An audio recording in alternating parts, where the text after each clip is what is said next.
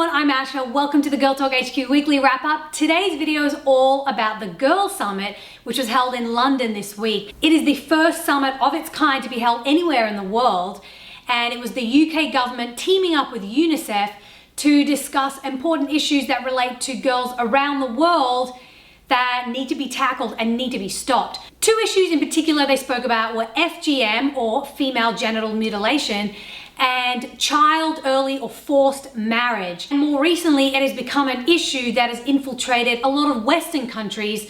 So now we're seeing governments such as the UK government stepping up and trying to create solutions and legislation to prevent these atrocities toward young girls. Before I go into the specifics of why I think this summit was awesome, I just want to say that genital mutilation is not just a female issue. I recognize that gender violence is something that affects men, and I want to acknowledge that men out there are victims of abuse and they have many injustices happen to them all over the world. However, this video is specifically geared toward the summit, which focused on girls.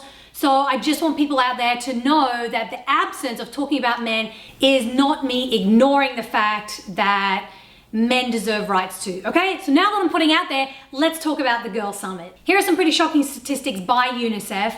More than 250 million girls around the world have been married before the age of 15. That's pretty scary. And when it comes to FGM, more than 130 million women and girls have experienced some sort of genital mutilation in 29 countries around the world. However, UNICEF does make a point of saying that over the last 3 decades, they've seen these numbers declining. So with enough education, awareness, and proper legislation, this can continue to decline. One of the things UNICEF talked about in terms of the declining numbers of FGM and child marriage was that the younger generations seem to be more empowered to talk about why these things are bad and telling their mothers, their grandmothers who are still practicing these traditions why they are damaging young girls. I mean, it is easy to see that traditions that have been carried on for decades and decades, for those to change and stop, there has to be information shared and there has to be statistics backing it up.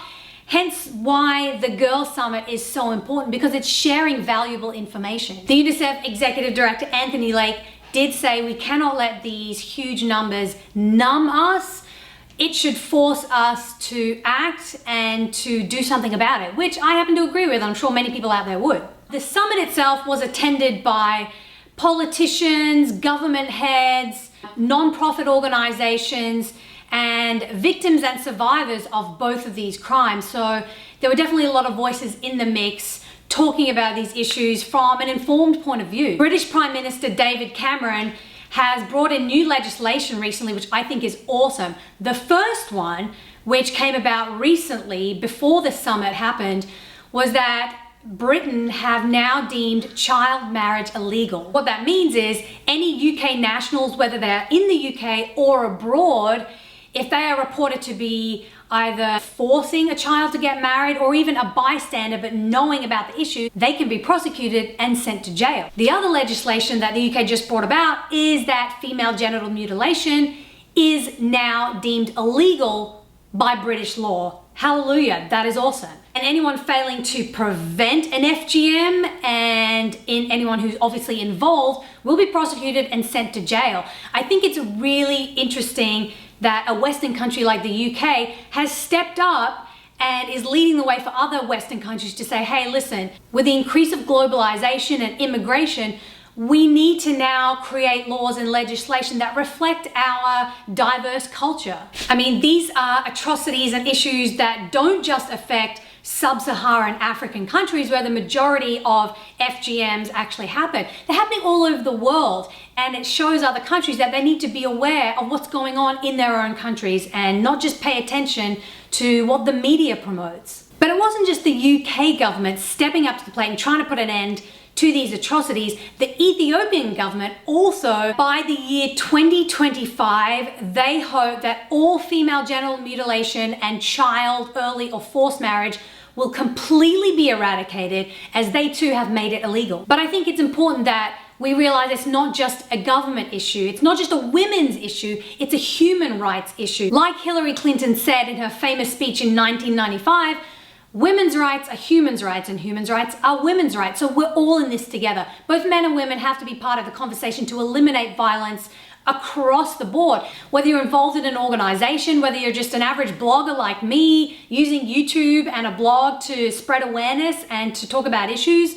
or whether you have the power to donate a lot of money or to act in some major way, we can all work together, we can all play our part. And I think that's why the Girl Summit really affected me and really made me passionate in terms of talking about it, because it represents something that we can all do. I'm one of those people who has no idea what female genital mutilation and child marriage is like firsthand, but I believe in advocacy and I believe in speaking up for an issue that is just unjust. And I talk about a lot of issues like this on my blog, girltalkhq.com, so please check it out. There are plenty of articles. I've linked to 2 articles below in the description where you can read more about the Girl Summit and the law that Britain just recently brought in. There are so many health issues surrounding FGM that can affect a girl for the rest of her life, both physically, emotionally, and psychologically. And the fact that it takes away someone's freedom is something that none of us should ignore, because the majority of us who are on YouTube right now have freedoms that a lot of people around the world don't have. And if we have a chance to speak up and raise awareness, why shouldn't we? I will say that I know what it's like to be in a marriage that has abuse in it. I have been married before, but the difference is that was my choice. And also, I had the choice to get out of it. With child marriage, there is no choice, there is no freedom, and there's no place for these young women mostly to have a say and speak up for their rights. I mean, rights is just such a foreign concept to someone involved in a child marriage. Aside from my blog, please subscribe to this channel, because every week I bring a video talking about an issue that I'm passionate about, something that has either gone viral in the media that needs to be discussed, or something that I just want to share my thoughts and opinions of. Be sure to subscribe, leave your comments below, check out girltalkhq.com, and I'll see you next time.